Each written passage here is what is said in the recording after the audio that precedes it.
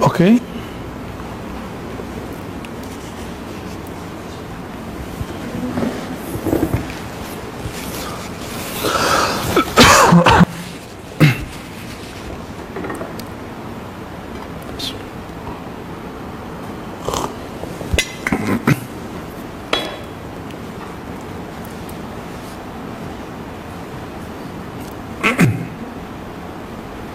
Astagfirullah.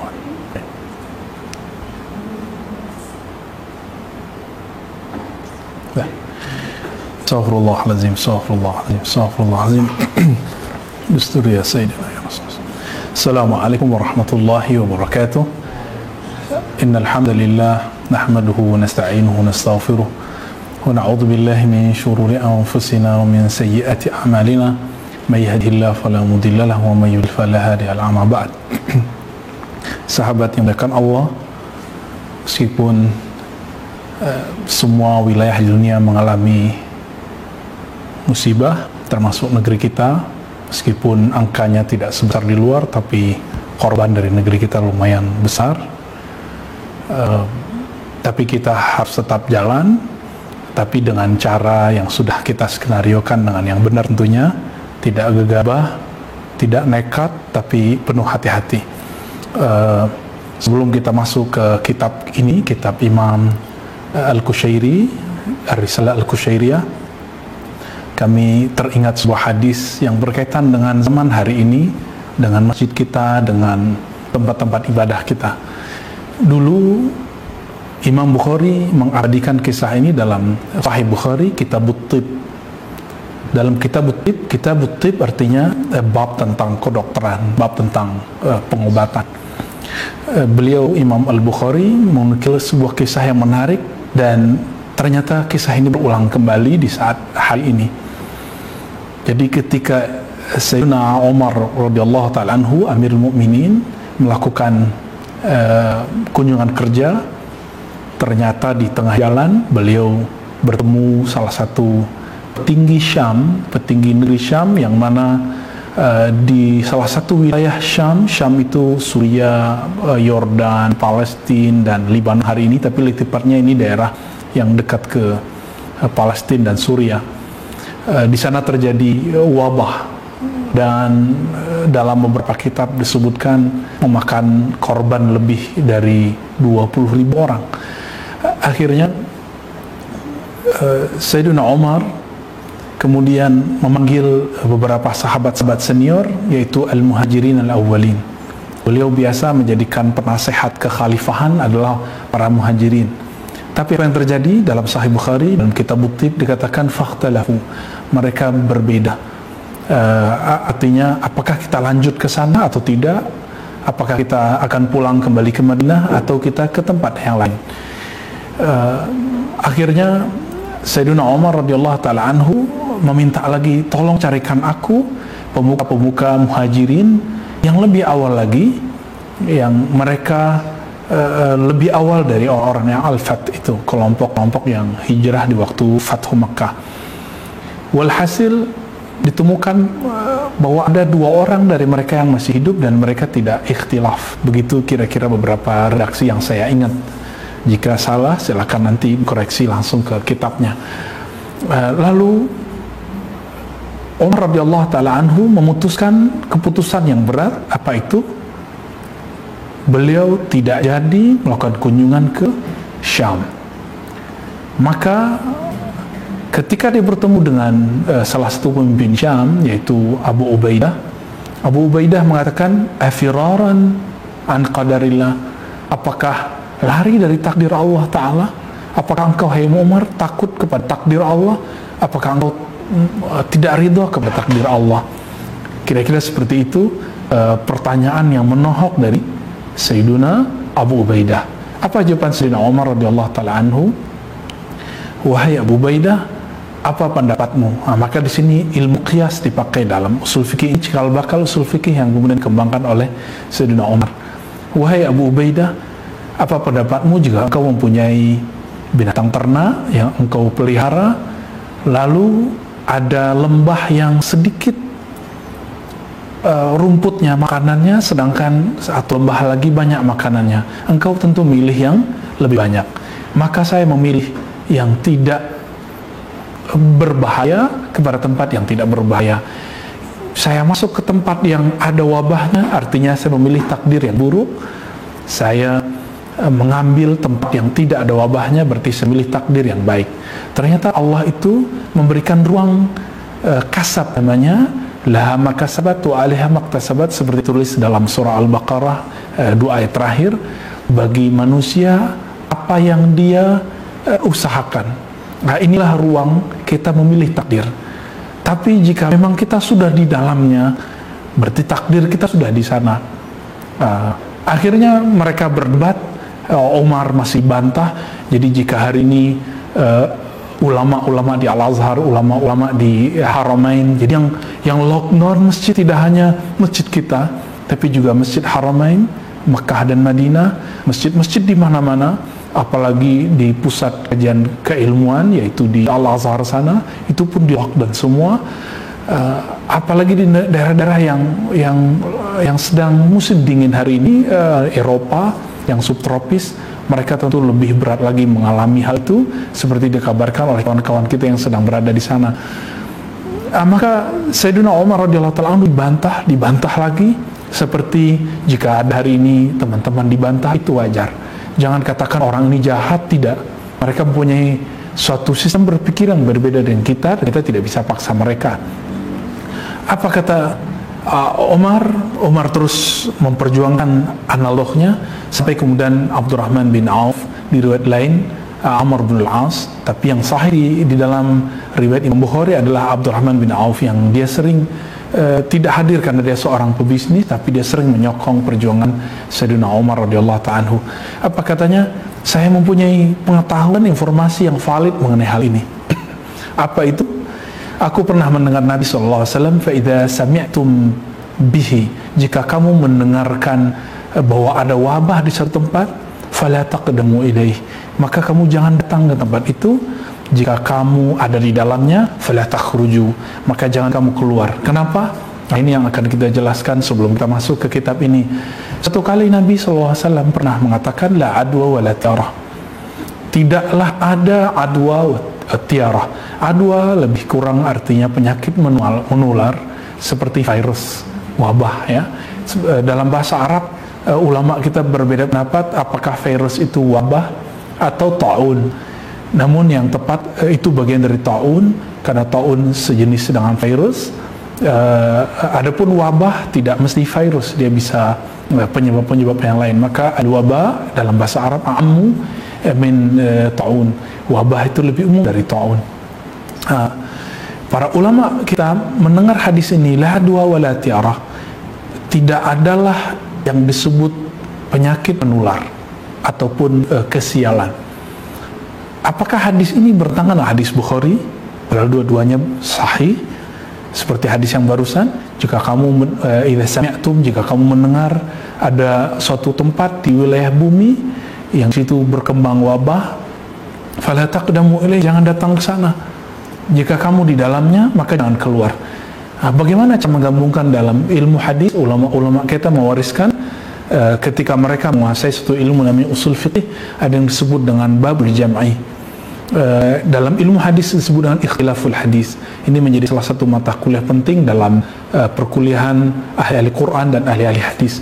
Sahabat yang dimuliakan Allah, ini penting sekali. Mungkin kawan-kawan saya sangat mencintai kita semua, baik yang pro lockdown ataupun yang anti. Kita tidak pro pemerintah atau anti pemerintah, tidak pro MUI atau anti pro MUI, kita tidak ada urusan dengan itu. Kita hanya pro keselamatan kita semua, seperti dikatakan dalam surah Al-Baqarah, wala tulku bi'adikum ila tahlukah, wala tulku, jangan kau campakkan, jangan engkau biarkan dirimu terjebak dalam kebinasaan. Lebih kurang ayat itu jika diturunkan hari ini, ulama kita mengatakan salah satu tujuan agama ini, ad-din al-islami, agama Islam, agama Allah Ta'ala, adalah hifzun nafs, menjaga keselamatan diri. Jadi ini bukan karena pro siapa-siapa, kita hanya pro dengan baik yang hari ini cenderung menutup masjid atau membuka masjid. kita semua cinta kepada Anda semua. Apa yang Nabi katakan, jangan kamu datang ke tempat sesuatu yang berkembang wabah di sana. Jika kamu di dalamnya, jangan keluar. Apakah ini bertentangan dengan hadis yang lain, la adwa wa la tiarah? Maka ini ternyata ada pembahasan akidah dan pengobatan yang berkembang di zaman itu, termasuk masih relevan sampai hari ini. Di zaman Rasulullah SAW, Nabi mengajarkan akidah yang kuat. Apa itu? La ilaha illallah wa ma tasha'una illa yasha Allah. Tiada yang berkehendak, tiada yang berbuat, tiada yang menyebabkan sesuatu kecuali yang maha pencipta sebab, yaitu Allah Ta'ala. Maka la adwa wa la tiarah artinya tidaklah virus menyebar kecuali dengan izin Allah. Tidaklah seseorang sial kecuali memang sudah takdir dari Allah. Jadi hadis ini pada hakikatnya tidak bertentangan dengan hadis Imam Bukhari Kitabut Tib. Adapun hadis Imam Bukhari sedang berbicara tentang babus sabab. Jika terjadi, maka kamu diberi pilihan untuk tidak ke sana, atau kamu diberi pilihan untuk menyelamatkan dirimu. Kira-kira seperti itu. Maka ulama kita, ulama ahlu sunnah, ulama ahli qalbu mengatakan hadis yang pertama itu babul qalb, bab akidah. Jadi disebut oleh mereka babul haqiqah. Pada hakikatnya tiada yang menciptakan bahkan virus tersebut kecuali Allah. Bukan orang-orang Cina, Wuhan, bukan Amerika, bukan Israel, bukan siapa-siapa yang menciptakan. Yang menciptakan itu adalah Allah Ta'ala. Maka tidaklah berkembang itu kecuali dengan izin Allah Ta'ala. Maka jangan heran di masa Sayyidina Umar tersebut, ketika Sayyidina Umar pulang ke Madinah, Abu Ubaidah meninggal di sana, meninggal di Syam karena ta'un, karena virus, lalu digantikan oleh Mu'az dan anaknya, dan mereka meninggal juga. Padahal Mu'az a'lamun nas bil halali wal haram. Mu'az bin Jabal radhiyallahu ta'ala anhu, Nabi katakan, sahabatku yang paling mengerti halal haram adalah Mu'az. Apakah dia kurang pintar? Tapi mereka berdua, Abu Ubaidah dan Mu'az, begitu juga anaknya, mengatakan, sabarlah kamu, ini kabar gembira dari Allah, dan inilah doa Rasulullah. Maksudnya adalah dalam hadis Bukhari dikatakan, orang yang meninggal dalam ta'un karena penyebab virus atau wabah, dia meninggal dalam syahid. Syahid ada dua, syahid dalam artian syahid kubra fi sabilillah, ada syahid sughra, syahid yang selain berjuang di jalan Allah, itu berjuang menghadapi takdir sendiri. Sabar atau tidak, nanti kita akan masuk ke satu kalimat yang akan dikatakan, dibahas oleh Imam Abu Ali Ar-Ruzabari, imam yang akan kita bahas dalam kitab ini. Jadi di zaman itu ulama-ulama besar, sahabat-sahabat mulia pun juga terkena. Bukan berarti mereka tidak soleh. Sampai kemudian Amr bin al-As datang ke sana, kemudian memimpin wilayah Syam, dan beliau memutuskan apa yang hari ini mirip dengan lockdown. Ini tertulis dalam kitab Tarikhul Islam Zahabi, Al-Bidayah Nihayah, Mu'jamul Buldan, kitab-kitab yang lain, dan sangat banyak sekali kitabnya dan riwayatnya sahih. Kita tidak mau seperti yang terjadi pada tahun 400-an, seingat saya 499, sebagaimana disebutkan oleh Imam Ibn Katsir dalam kitab Al-Bidayah wa Nihayah. Beliau menceritakan bahwa di tahun tersebut terjadi wabah di daerah subtropis juga, dan apa yang terjadi? Meninggal 500,000, lebih kurang seperti itu, meninggal sekitar 500.000 orang. Dalam sehari bisa dihitung berapa yang meninggal, dan ini sangat besar sekali. Itu baru yang mereka perkirakan, karena di dalam kitab Ibnu Katsir disebutkan jika ada orang masuk ke negeri tertentu, kota tertentu, itu mayat bergelimpangan. Setelah itu muncul lagi virus baru karena banyak mayat bergelimpangan. Akhirnya beberapa orang tobat dan mereka pergi ke masjid, mereka sholat, mereka sedekah. Tapi apa yang dikatakan oleh Ibnu Katsir, wala ahad yaqbal, tidak ada seorang pun yang menerima. Kenapa? Orang mengatakan kami butuh makan, kami butuh minum, kami butuh obat, kami tidak butuh dinar dan dirham. Jadi ini pernah terjadi di zaman itu, dan akhirnya ada orang yang mencoba untuk mengambil uang itu ke dalam masjid, karena uang itu tidak diambil dari masjid. Ketika mereka mengambil, tidaklah mereka keluar kecuali mereka terjatuh dan mereka meninggal di dalam masjid. Akhirnya orang-orang yang tadi juga masuk masjid meninggal dalam masjid. Maka sahabat memakan Allah, kita tidak mau terjadi itu. Sebelum terjadi itu semua, Imam Ahmad mewariskan satu kaidah kepada kita yang disebut sadd dzari'ah, preventif. Sebelum terjadi hal yang terburuk, maka kita menghindari itu semua. Maka orang boleh yang sehat boleh beraktivitas, tapi hindari seperti yang telah dikatakan oleh para pejuang-pejuang virus hari ini, para dokter, para ahli-ahli kesehatan. Ikti mereka dalam hal ini bukan ulama yang pakar dalam ini adalah dokter. Ulama mengobati kolbu, ulama mengatakan ini ciptaan Allah. Betul, kita hanya takut kepada Allah, tapi kita hati-hati kepada ciptaan Allah. Dalam bab asbab, maka Nabi SAW mengatakan jangan datang ke sana. Jadi hadis yang tadi berkaitan dengan dua hal, la adwa wa la tarah, pada hakikatnya semuanya ciptaan Allah, hanya terjadi dengan izin Allah. Namun pada bab zahirnya, pada bab syariatnya, pada bab asbabnya, jika ini terjadi, kita kemudian mengambil preventif yang lebih tinggi. Semoga ini bisa mengobati hati kita, pikiran kita. Silakan pelajari sebab-sebabnya, cara menghindarinya, dan hati kita tambah tenang. Amin ya rabbal alamin. Ala inna awliya Allah la khaufun alaihim wa lahum yahzanun.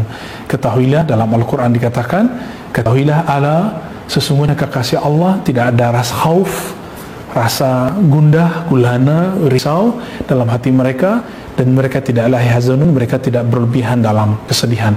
Kita hati-hati, tapi tidak perlu takut dalam artian takut yang berlebihan, karena takut itu merusak imun kita. Mari berbahagia bersama Allah Ta'ala. Kita masuk ke kitab Ar-Risalah Al-Qushairiyah.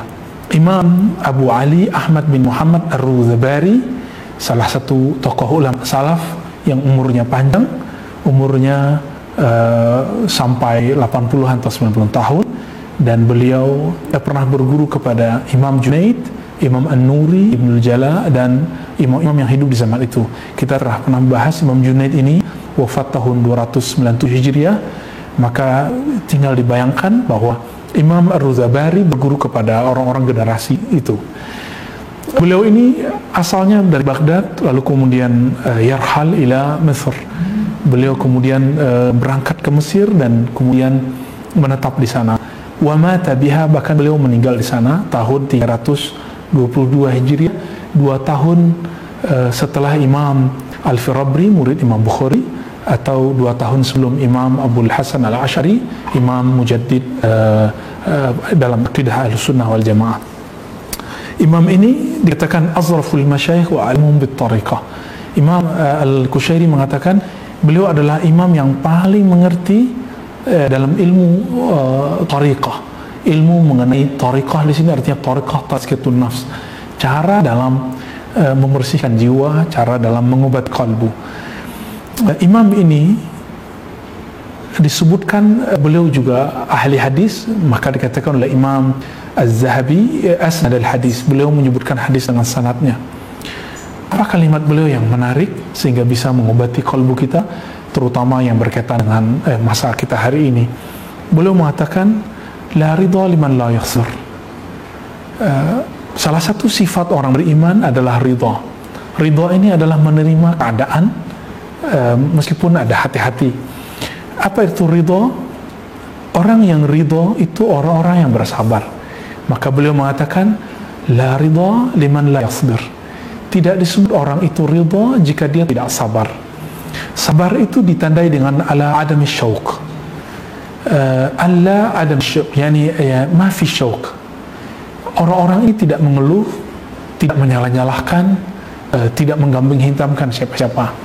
Orang-orang yang sabar ini sedang menunggu apa yang Allah kehendaki hari ini, esok dan nanti. Sahabat yang melakukan Allah, maka jika benar kita ini sabar dengan keadaan hari ini, maka akan muncul satu sifat ridha. Bukankah kita setiap hari mengatakan raditu billahi rabba, aku ridha kepada Allah Ta'ala, aku ridha dengan kehendak Allah Ta'ala. Maka orang-orang yang sering membaca ini, dalam kalbunya akan muncul perasaan yang kita sebut dengan nerimu, ada perasaan kelapangan dada. Orang-orang yang lapang dadanya akan melihat kebesaran-kebesaran Allah Ta'ala, dan dia tidak akan pernah kesepian. Ingat, orang-orang yang ridho tidak pernah merasakan kesepian. Orang-orang yang ridho, hatinya selalu ramai dengan cahaya-cahaya Allah Ta'ala. Oleh karena itu beliau mengatakan, la ridho liman la yasbir. Tidak ada ridho bagi orang yang tidak sabar. Lalu beliau mengatakan, wala kamala liman la yashkur. Begitu juga tidak sempurna iman seseorang jika dia tidak bersyukur. Meskipun negeri kita juga ditimpa dan angkanya akan bertambah terus sampai hari-hari ke depan, namun kita masih harus tetap bersyukur karena negeri kita negeri yang tropis. Biasanya virus tidak terlalu kuat seperti kuat di negara subtropis yang sangat dingin. Semoga Allah menjaga kita semua, baik yang muslim ataupun yang tidak muslim. Semua mari bawa insaniyah kita, sisi kemanusiaan. Irhamu fil ardi yarhamukum man fis sama. Nabi mengatakan, sayangi makhluk bumi, maka yang di langit akan menyayangimu. Kita sayangi hari ini tanpa pandang bulu, karena virus itu tidak memandang kamu muslim, kamu tidak muslim. Yang dia lihat ini manusia, lemah tubuhnya atau tidak, maka virus akan menghinggapinya. Maka kami ulangi, la kamala liman la yashkur. Tidaklah ada kesempurnaan iman bagi orang-orang yang tidak bersyukur. Mari kita syukuri keadaan kita hari ini. Apalagi kata beliau, wabillahi waslal arifun ila mahabbatihi. Teman-teman semua, sahabat melakukan Allah, orang-orang bertanya, orang-orang memburu guru-guru mulia, mencari guru-guru yang alim, guru-guru yang punya branding keilmuan yang berbeda, yang signifikan dengan orang lain, ingin sampai kepada Allah, ingin merasakan bersama Allah, ingin merasakan bahagia, menganut agama Allah. Tapi ingat, kita tidak sampai dengan guru, kita tidak sampai dengan teman, kita hanya sampai dengan cinta Allah kepada kita. Maka jangan sekutukan Allah dengan guru. Meskipun untuk mengenal Allah kita butuh guru. Jangan sekutukan Allah dengan komunitas, dengan manhaj. Meskipun kita butuh manhaj, kita butuh teman. Nabi mengatakan, al-mar'u ala dini khalilih, falyanzur ahadukum man yudkhalil. Seseorang agamanya, kebeningan agamanya, kemurnian agamanya tergantung dengan siapa yang dia jadikan sahabatnya. Maka perhatikanlah siapa sahabatmu. Wa syakaruhu ala ni'matih. Seseorang kan sampai kepada Allah dengan syukurnya kepada nikmat-nikmat Allah Ta'ala. Sahabat yang memuliakan Allah, ini salah satu kalimat dari Imam Abu Ali Ar-Ruzabari. Adapun dalam matan kitab ini, tadi kalimat tadi ada di dalam tahqiq atau tambahan dari imam atau syekh yang mentahqiq, yang mengedit kitab ini.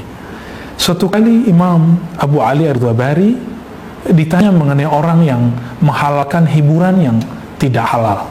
Hiburan itu ada yang halal, ada yang tidak halal. Hiburan itu ada yang melenakan, ada yang menjerumuskan seorang kepada yang melupakan kepada Allah, bahkan melakukan yang haram. Ada yang hiburan yang sifatnya syair, seperti yang dikatakan Nabi, inna fil bayan, sesungguhnya dalam bayan itu ada sihir. Inna fil bayan la sihir, wa inna fi syairil hikmah. Begitu juga dalam syair, ungkapan-ungkapan, nyanyian-nyanyian itu ada hikmah. Hadis ini ada yang semaknanya dalam Sahih Bukhari. Namun tidak semua hiburan itu halal. Suatu kali ada seseorang yang menghalalkan semua hiburan, lalu hal itu dilaporkan kepada Imam Abu Ali Ar-Ruzabari. Apa kata orang yang menghalalkan itu? Li halal. Hiburan-hiburan apa saja bagiku itu halal. Lianni wasaltu ila darajatin la tu'athiru fiyya khilaful ahwal. Karena aku sampai kepada darajah, tingkatan rohani yang aku tidak akan terpengaruh lagi oleh apapun, termasuk hiburan-hiburan yang baik yang halal ataupun haram. Apa tanggapan Imam Abu Ali Ar-Ruzabari? Faqala na'am qad wasal walakin ila saqar. Beliau mengatakan betul, dia telah sampai kepada derajat, tapi bukan derajat yang dikatakan tadi, lakin wasala ila saqar. Dia sampai ke derajat yang menghalalkan dirinya nanti masuk neraka Saqar. Sahabat makan Allah, begitu hati-hatinya Imam Abu Ali Ar-Razabari. Kenapa beliau hati-hati? Beliau termasuk salah satu sanad yang nanti sanad ini menurunkan kepada Imam Al-Katib, kemudian Imam Al-Kushairi, nanti di bawahnya ada Imam Abu Ali Al-Farmadi. Imam Abu Ali Al-Farmadi ini imam yang kemudian berkembang di kalangan ulama-ulama ahli zikir qalbu, yang mereka tidak menghalalkan, tidak membolehkan menggunakan sama hiburan dalam berzikir. Nah, ternyata manhajnya bersumber dari Imam Abu Ali Ar-Razabari. Suatu kali beliau ditanya mengenai apa yang disebut dengan tazkiyatun nufus atau tasawuf. Faqala hadha mazhabun kulluhu jaddun fala tuqlituhu bi syai'in min al-hazal. Suatu kali beliau ditanya apa itu tazkiyatun nufus, mensucikan jiwa, atau dalam ungkapan ulama-ulama tertentu disebut at-tasawuf. Apa jawaban beliau? At-tasawuf adalah sesuatu yang serius, jaddun, keseriusan, bukan main-main. Fala tukhlituhu fi bisyai'in minal hazal. Maka jangan kamu campur adukkan dengan sesuatu yang sifatnya sendagurau. Beliau syair-syair, musik, sema dalam berzikir adalah sendagurau, beliau tidak menghalalkannya. Jadi ulama-ulama kita terdahulu, terutama ahli qalbu, berbeda pendapat mengenai babus sema, bab yang kita sebut hari ini seperti Darwis, kelompok-kelompok Maulawiyah yang diwariskan oleh Imam Jalaluddin Ar-Rumi, yang menghalalkan sema, syair-syair dan gerakan-gerakan yang menurut mereka membuat mereka ingat kepada Allah. Tapi Imam Abu Ali Ar-Razabari menganggap itu tidak boleh.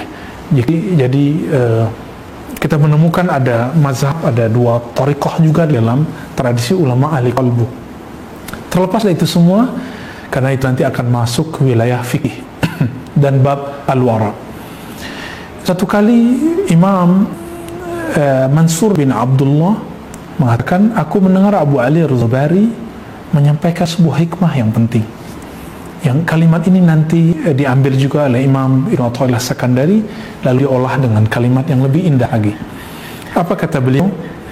Min alamatil ikhtirar, salah satu ciri-ciri seorang hamba tertipu, terperdaya oleh dirinya, oleh syaitan, antusia, dia bermaksiat, berlaku tidak baik, fayahsinullah ilaik, tapi Allah tetap berbuat baik kepadanya, Allah kasih nafas baginya, Allah berikan hidup kepadanya, Allah beri kesehatan baginya, Allah beri rezeki kepadanya, Allah beri keluarga kepadanya, Allah beri sahabat kepadanya, tapi dia tetap antusia, dia tetap bermaksiat kepada Allah. Maka kalau dikatakan ciri-ciri orang terperdaya kepada dirinya, karena dirinya atau kepada syaitan, dia berbuat maksiat, dia berdurhaka kepada Allah, sedangkan Allah tetap berbuat baik kepadanya, lalu dia faraqal inabah wa taubah, lalu dia meninggalkan inabah wa taubah, dia tidak kembali kepada Allah dan tidak bertobat. Maka teman-teman semua, jika kita melihat ada maksiat, belum tentu maksiat itu adalah pribadi orang itu yang sebenarnya. Bukankah banyak orang bermaksiat setelah hidup dia merasa dirinya hina di hadapan Allah, bahkan dia bisa sampai kepada takut kepada Allah, yang rasa takut itu tidak dirasakan oleh orang-orang yang taat, karena orang yang taat ini merasa suci di hadapan Allah. Maka jika kita melihat ada orang bermaksiat, katakan, ya Allah, tolong jangan biarkan aku bermaksiat seperti dia, dan tolong jadikan itu maksiat terakhirnya. Siapa tahu itu maksiat terakhirnya. Jangan kita merasa lebih taat, lebih suci, siapa tahu ini adalah ketaatan kita yang terakhir. Apalagi kata beliau, wahuma annaka tusamih fil hafawat wa tara anna dhalika min bastil haqqi laka. Beliau mengatakan anaka tusamih fil hawat wa tara anna dhalika min bastil haq lak. Kamu mengira ketika Allah membiarkan dirimu bisa menikmati nikmat Allah sedangkan kamu masih bermaksiat kepada Allah, lalu kamu beralasan jika ini adalah laknat dari Allah, jika ini diharamkan oleh Allah, jika Allah tidak ridho kepadaku, tentu Allah telah mencabut nikmat ini dariku, tentu Allah telah mencabut rezeki dariku. Ini kata beliau, ini namanya ikhtirar. Engkau mengira Allah tidak langsung mengambil nikmat zahirmu adalah ciri-ciri Allah tidak murka kepadamu. Perasaan ini disebut oleh Imam Abu Ali Adz-Dzubari dengan al-ikhtirar. Maka sahabat yang melakukan Allah, hindari segera ini. Jika kita terjebak maksiat atau suatu hal yang sifatnya tidak bermanfaat, karena min husni islamil mar'i tarkuhu ma la ya'ni. Ciri-ciri seseorang yang dia baik agamanya, tarkuhu ma la ya'ni, dia meninggalkan hal-hal yang tidak bermanfaat. Sahabat yang melakukan Allah, suatu kali Imam Abu Ali Adz-Dzubari ditanya mengenai apa beda murid dengan murad. Suatu kali istilah yang sering kita dengar murid. Ternyata istilah ini istilah ahli qalbu yang diwariskan oleh ulama salafus saleh. Ulama terdahulu menyebut seorang pelajar yang belajar ma'rifatullah, kenal Allah, belajar cara membersihkan qalbu dengan murid. Murid dari kata iradah adalah seseorang yang dikatakan oleh Imam Ar-Tabari, alladzi la yurid li nafsihi illa ma aradahullah. Seseorang yang tidak menghendaki untuk dirinya kecuali yang sesuai dengan kehendak Allah Ta'ala. Adapun murad, jadi ada yang disebut murid. Seseorang yang murid, dia berjuang untuk menyesuaikan kehendaknya dengan kehendak Allah. Misalnya, apakah saya tetap harus ke masjid? Apakah saya harus ke pasar? Apakah saya harus tetap ngumpul bersama kawan-kawan saya? Apakah saya harus begini begitu? Mari kita lihat, Allah hanya menginginkan keselamatan bagi hambanya. Jika ada kerusakan atau potensi kerusakan yang bisa mengancam keselamatan kita, lalu kita timbang dan kita katakan, oh ternyata ini berbahaya bagi diriku. Ketika orang itu bisa memahami ini, dia boleh dikatakan murid. Mungkin kita beralasan, kami ingin memakmurkan masjid, betul. Kita sedih sekali melihat masjid kita sepi, tapi kita lebih sedih lagi jika ahli-ahli masjid ini dicabut nyawa oleh Allah karena virus yang sedang membawa ini. Sahabat memuliakan Allah, bukankah Allah yang kita sembah di masjid sama dengan Allah yang kita sembah di rumah? Maka hari ini gunakan kesempatan kita untuk meramaikan rumah kita, mencahayai rumah kita dengan mari jamaah di rumah, zikir bersama di rumah. Siapa tahu di tubuh kita ada virus. Betul, sahabat memuliakan Allah, setiap hari ada ribuan mungkin virus yang bertebaran di muka bumi yang kita hadapi. Tapi virus-virus itu tidak viral virus ini. Virus tersebut tidak sebahaya virus yang kita hadapi hari ini. Maka kita percayakan ahli zikir di sini, fas'alu ahla zikri in kuntum la ta'lamun. Tolong, jika kita bukan dokter, kita bukan ulama, tolong tahan dulu, jangan berkomentar. Wala taqafu ma laysa laka bi ilm. Dua ayat ini tolong dipakai. Jangan komentar jika kamu tidak tahu. Fas'alu ahla zikri, tanya ke ahli ilmu. Yang ahli ilmu dalam bab ini adalah dokter, apoteker, orang-orang pekerja kedokteran. Mari kita serahkan ilmu ini kepada mereka. Mereka akan memberikan data ke ulama kita. Ulama kita akan menimbang bahwa keselamatan adalah nomor satu dalam agama Islam, hifdzun nafs. Maka kita ikuti fatwa mereka. Jadi ini bukanlah konspirasi siapapun. Hari ini tujuan kita cuma satu, tujuan kita, kehendak kita sama dengan kehendak Allah. Siapa yang telah menyamakan frekuensi kehendaknya dekat kehendak Allah, maka dia saat itu telah disebut murid. Di saat dia telah menjadi murid, maka lama-lama jika istiqomah Allah angkat-angkat derajatnya. Disebut dia murad. Apa itu murad? La yurid minal kaunain syai'an ghairah. Orang-orang ini tidak menginginkan dari dunia ini, dari alam semesta ini, bahkan dunia akhirat, kecuali hanya Allah Ta'ala. Orang ini, apapun yang terjadi nanti, dia hanya ridha. Dia hanya ridha kepada Allah. Maka Imam Abu Ali Ar-Tabari mengajarkan kita, mari ridha. Jangan banyak ngeluh, jangan kata-katai orang, jangan gagap. Suatu kali beliau ditanya mengenai apa itu taubah. Apa itu hakikat taubah? Apa kata beliau? At-taubah adalah al-i'tiraf wan-nadabu wal-iqla'. I'tiraf artinya apa yang telah menjadi judul nasyid kita, lagu-lagu kita, kasadah-kasidah kita. Al-i'tiraf artinya pengakuan. Ya Allah, aku mengaku aku salah. Teman-teman semua, siapa sih di antara kita yang tidak punya dosa? Mulai dari dosa pikiran jorok, dosa mata, dosa telinga, apalagi dosa lisan yang tidak bertulang ini. Hari ini ada dosa yang lebih banyak, yaitu dosa jari-jari ini. Dosa yang repost, mem-copy paste, memposting hal-hal yang belum kita tahu. Ini dosanya sangat-sangat berbahaya sekali. Meskipun dia sedikit, tapi jika diulang dia menjadi besar. Sehingga la saghirata ma'al israr. Imam Ibn Athaillah mengatakan tidak disebut dosa kecil jika itu berulang-ulang. Maka tidak disebut dosa besar jika orang itu i'tiraf. Dia mau mengaku, ya Allah, aku dosaku besar ya Allah, tapi aku mengaku aku salah. Allah lah maha besar, Allah lebih besar dari semua dosa orang-orang itu, maka Allah akan mengampuninya. Yang kedua, wan nadam. Sahabat yang melakukan Allah, dalam dosa itu jika orang mengaku dirinya salah, pasti ada rasa menyesal.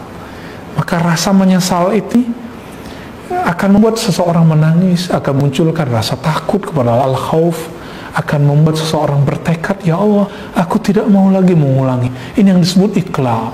Maka Imam Abu Ali Ar-Tabari menyebutkan taubat itu ada tiga fasenya. Pertama, orang mengaku, ya Allah, aku salah. Dan pengakuan ini bukan ke tokoh agama. Maka dalam ajaran Islam tidak ada pengakuan kepada ustadz, tidak ada pengakuan kepada pendeta, kepada biksu, tidak ada. Dalam Islam mengaku hanya kepada Allah Ta'ala, karena hanya Allah lah yang menyimpan rahasia yang paling kuat. Jika kita mengaku ke seseorang, suatu saat akan menceritakan aib kita tersebut. Mari ceritakan aib kita hanya kepada Allah Ta'ala. Yang kedua, karena kita mengingat, ya Allah, aku punya banyak dosa, maka kita menyesal. Setiap kali orang mengaku, dia akan menyesal. Saat orang menyesal, dia tidak akan memandang dirinya suci. Di saat inilah teman-teman semua, sahabat semua, seseorang akan sibuk dengan dirinya. Seseorang tidak akan sempat memikirkan maksiat orang lain. Apalagi kemudian sibuk mengata-ngatai orang lain. Apalagi sibuk untuk mengata-ngatai ulama.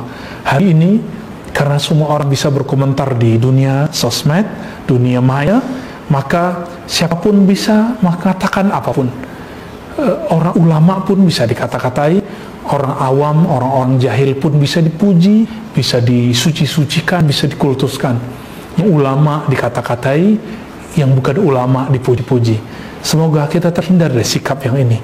Kita khawatir yang dikatakan oleh Nabi dalam hadis Ibnu Majah, ciri-ciri hari kiamat itu salah satunya adalah jika orang-orang yang kazib yusaddaq, jika orang-orang yang membohong dibenarkan, orang jahil dianggap pintar, sebaliknya orang-orang yang alim dianggap kemudian jahil. Ulama-ulama dianggap ulama konspirasi, ulama-ulama dianggap tidak pro kepada din Allah, agama Allah. Sahabat yang melakukan Allah, suatu kali beliau berkata, as-su'al ala man dunaka dha'fun. Kamu meminta kepada orang yang di bawahmu, yaitu makhluk-makhluk, orang-orang yang sederajat denganmu, yaitu sesama makhluk, atau orang-orang di bawahmu, maka ini adalah dha'fun, tanda lemahnya iman. Kita yang ketika ada masalah, bukan ingat Allah, ketika ada masalah malah ingat meminta, ingat mengemis, proposal dan semuanya, maka ini disebut dha'ful iman. Wa ala man fawqaka qihatun.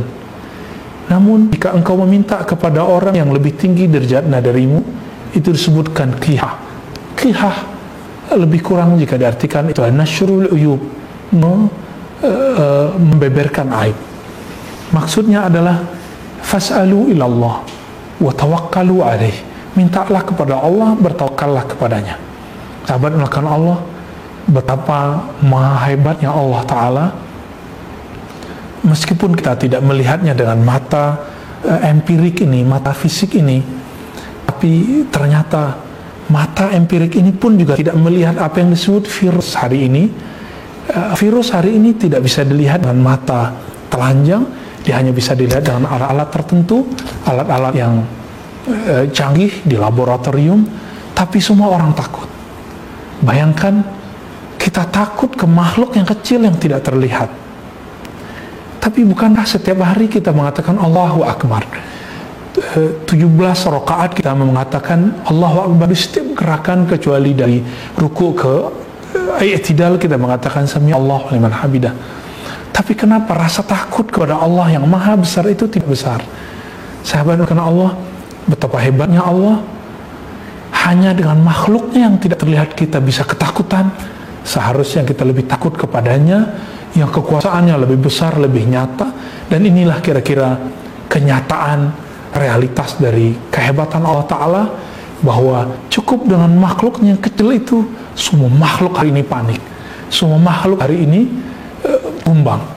Kita kalau lihat berita di Italia, orang masuk rumah sakit tidak lagi menyebut namanya, hanya pakai nomor, masuk, keluar, masuk, bahkan keluar dari ruangan telah hilang nyawanya. Sahabat melakukan Allah, kami tidak mau ini terjadi di negeri ini. Kita berdoa kepada Allah, ya dafi'al bala, wahai Allah, ya Rabb, kami ini lemah. Dokter-dokter kami, pejuang-pejuang kami hari ini, mereka sedang susah payah untuk mencari obatnya. Apoteker-apoteker, pada peneliti sedang mencari obat itu. Tolong ilhami kepada mereka segera, ya Allah, ilhami mereka, perkuat mereka, turunkan ilmu ladunimu sehingga mereka menemukan obat segera waktu mungkin untuk memberi obat kepada makhlukmu. Bukankah Nabimu mengatakan, ya Allah, tadawu ibadah Allah, tawawu tadawu ibadah Allah, berobatlah hamba-hamba Allah. Ya Allah, hari ini para pejuang-pejuang kesehatan, pejuang-pejuang nyawa hari ini sedang mencari obatnya. Ya Allah, ilhami kepada mereka supaya kami, sahabat-sahabat kami, siapapun mereka, dimanapun mereka berada, mereka mendapatkan obat ini. Dan beri kelapan dada, ya Allah, kepada sahabat-sahabat kami untuk menerima keadaan ini. Siapa yang belum kena, ya Allah, jauhkan mereka. Siapa yang kena, ya Allah, berikan kesabaran, keridhaan dalam kalbu mereka. Sahabat yang melakukan Allah, mari kita doa dalam hati kita dengan berkah surah Al-Fatihah. Semoga Allah mengobati hati, mengobati pikiran kita. Al-Fatihah. A'udzubillahi minasyaitonir rajim. Bismillahirrahmanirrahim. Alhamdulillahirabbil alamin arrahmanirrahim. Malik yaumiddin. Iyyaka na'budu wa iyyaka nasta'in. Ihdinas siratal mustaqim. Siratal ladzina an'amta 'alaihim ghairil maghdubi 'alaihim waladdallin. Amin. Wassallallahu alaihi wasallam. Alhamdulillahirabbil alamin. Ustaz, Afwan, ada pertanyaan dari jemaah. Baik sahabat melakukan Allah, ikhwan akhwat fillah dimanapun berada, ada beberapa pertanyaan yang sampai kepada kita. Pertama, bagaimanakah hukumnya orang yang mengurus jenazah yang terkena virus corona yang tidak dimandikan? Ya, hukumnya orang atau hukumnya mengurus, ini mungkin sedikit berbeda, ada ambigu. Apakah hukumnya mengurus jenazah yang terkena virus yang tidak dimandikan? Sahabat yang melakukan Allah, seperti ditulis dalam Sahih Bukhari, bahwa orang terkena penyakit wabah, dia dihitung fahuwa syahid, maka dia syahid. Hukum syahid, orang yang mati syahid, jika itu syahid kubro, disepakati ulama, tidak perlu dimandikan. Apalagi jika syahidnya karena penyakit yang disebabkan oleh virus, maka kita tidak wajib memandikan karena dia telah syahid. Jika dia mukmin, Allah akan jadi syahid. Jika dia tidak mukmin, kita serahkan nasibnya kepada Allah Ta'ala. Lalu bagaimana dengan orang yang tidak mengurus itu? Orang yang tidak mengurus ini tidak terkena hukum fardu kifayah. Dia sedang masuk kepada ayat wala tulku biaidikum ila tahlukah, ada surah Al-Baqarah. Jangan engkau campakkan dirimu, libatkan dirimu dalam kebinasaan. Maka muncul satu kaidah yang penting, ad-darurat tubihul mahzurat, yang darurat membuat hal-hal yang selama ini haram jadi boleh. Artinya walaupun tadinya wajib dimandikan, sekarang tidak wajib. Apalagi ada kaidah yang sangat terkenal sekali, ulama kita sepakat semuanya, darul mafasid muqaddamun ala jalbil masalih. Menolak preventif, menjauhi musibah, menjauhi virus, bala bencana lebih diutamakan daripada mengambil satu kebaikan. Sama juga ke masjid itu kebaikan, tapi preventif untuk menjauhi tempat kerumunan hari ini, tempat orang berkumpul, itu lebih baik. Dan ini tidak berarti kita tidak cinta masjid Allah. Masjid Allah pada hakikatnya adalah orang yang sholat di sana.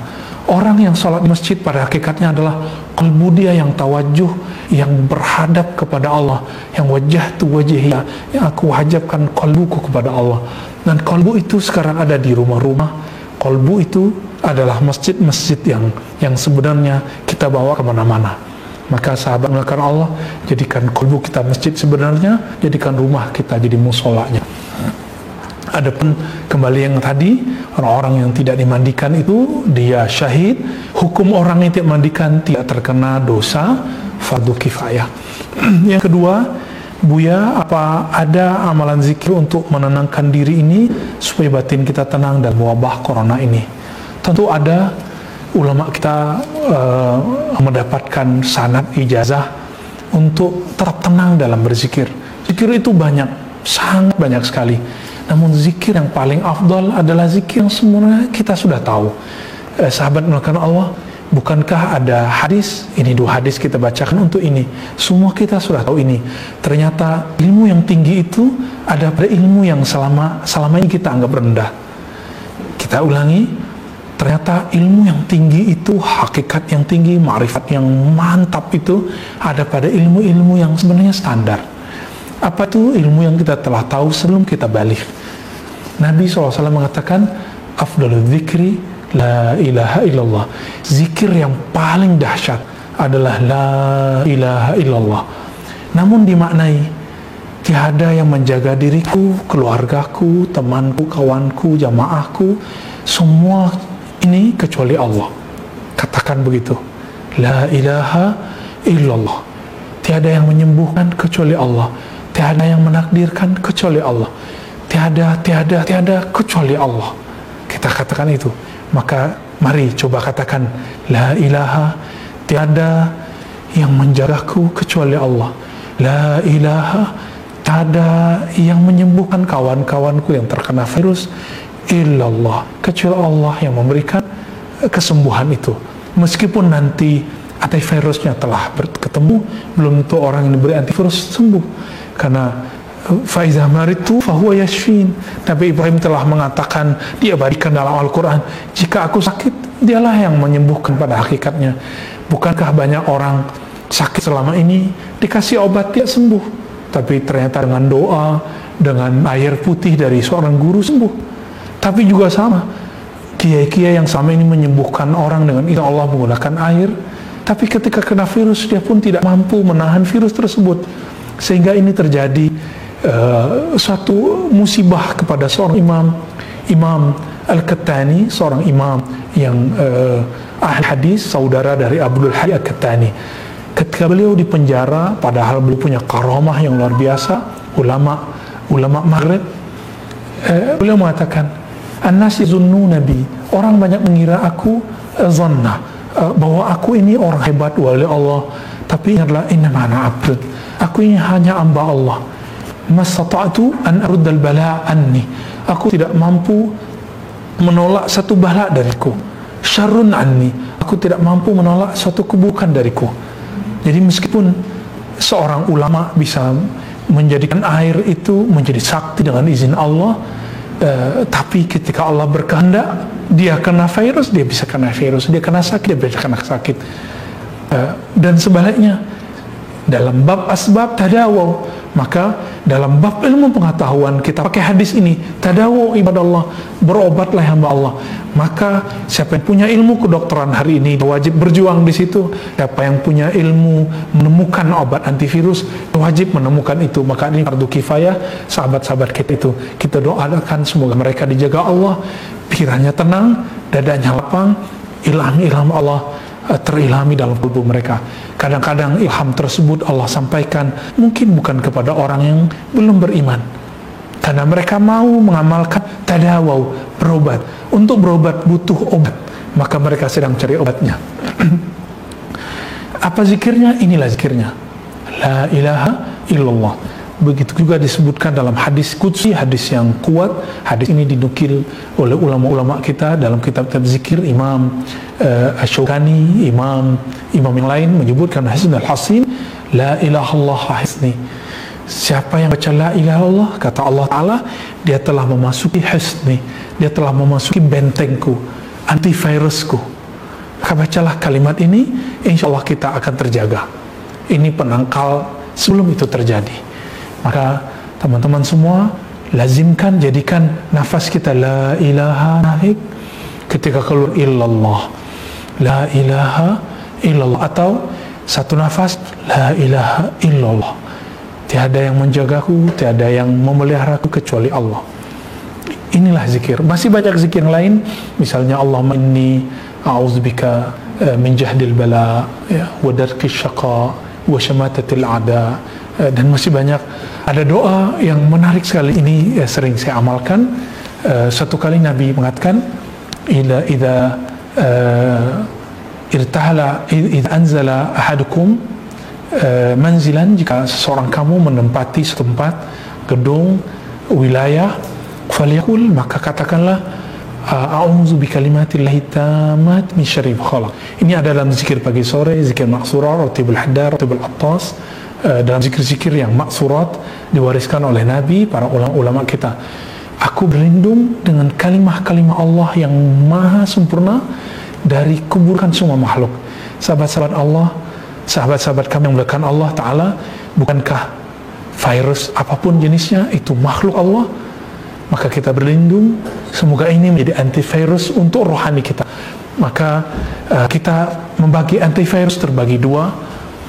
Pertama, virus yang zahir, yaitu penyakit tersebut. Ada virus kedua, yaitu penyakit kolbu. Virus kolbu yaitu al-khawf, takut kepada selain Allah. Maka dalam bab kolbu kita hanya takut kepada Allah, namun dalam bab zahir, bab asbab, kita mengikuti perintah Allah untuk mengikuti hukum dan hukum diri. Ada doa lain, itu bismillahilladzi la yadurru ma'asmihi syai'un fil ardi wala fis sama' was-sami'ul alim. Jika dibuat makna umumnya, siapapun yang bersama nama Allah, maka tiada yang mampu memberi mudarat kepadanya, baik yang di langit ataupun yang di bumi. Yang di bumi termasuk virus. Yang ketiga, bagaimanakah cara menghadapi orang yang selalu bicara kasar? Bagaimana menasihati orang seperti itu? Sahabat yang melakukan Allah Ta'ala, orang-orang yang berbicara kasar, pertama, kita jadikan dia sebagai kaca kita, cerminan kita. Al-mu'min mir'atul li akhihi, seseorang menjadi cerminan bagi sahabatnya. Ketika kita melihat ada orang yang kasar, kita jadikan, ya Allah, ternyata ini rasanya kalau dikasarin orang, maka jangan biarkan aku, ya Allah, lidah ini Engkau takdirkan menghasari orang. Bantu aku, ya Allah, untuk menjaga lisanku, untuk tidak kasar kepada orang. Bantu jari-jariku, ya Allah, untuk tidak komentar menyakiti orang-orang. Lidah saya, lidah kita semua mungkin pernah menghasari orang, maka saya katakan, saya bertobat kepada Allah. Siapapun yang pernah tersakiti oleh lidah saya minta maaf kepada semuanya, seperti saya juga memaafkan semuanya. Siapapun yang pernah mengatakan kata-kata kasar, minta ampun kepada Allah, minta kepada Allah untuk memberikan kekuatan agar lidah ini bisa ditahan. Bukankah semua orang yang berbicara, bahkan bicara yang baik pun, semua orang akan mengatakan, ya laitani askut, ya Allah, aku berharap aku bisa diam. Apalagi orang-orang yang berkata kasar. Bagaimana cara menasihati orang tersebut? Sahabat makanan Allah, ini bab yang penting. Sebelum kita menasihati orang, kita harus menasihati diri sendiri. Apa makna nasihat dalam bahasa Arab? An-nasihah itu ada dalam hadis yang sahih. Ad-din nasihah. Nabi mengatakan agama itu adalah ketulusan. Maka an-nasihah artinya ketulusan.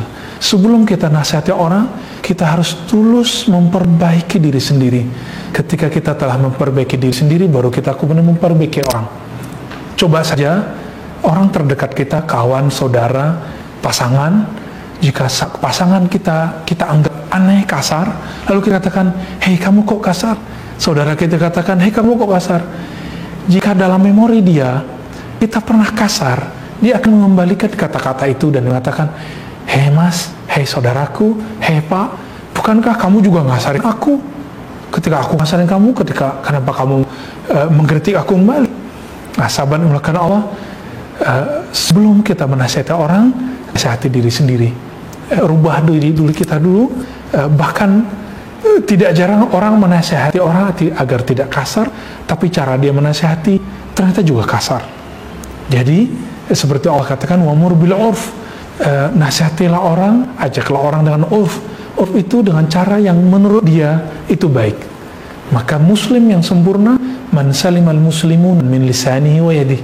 Muslim yang sempurna, yang orang lain tidak tersinggung oleh lisannya. Perhatikan kalimat ini, orang lain tidak tersinggung. Bukan saya tidak merasa menyinggungnya, tapi katakan, hei, apakah dia merasa tersinggung olehku? Jika iya, aku minta maaf. Sahabat makan Allah, inilah beberapa pertanyaan dari sahabat-sahabat kita. Semoga jawaban ini diridhoi oleh Allah Ta'ala. Wallahu a'lam.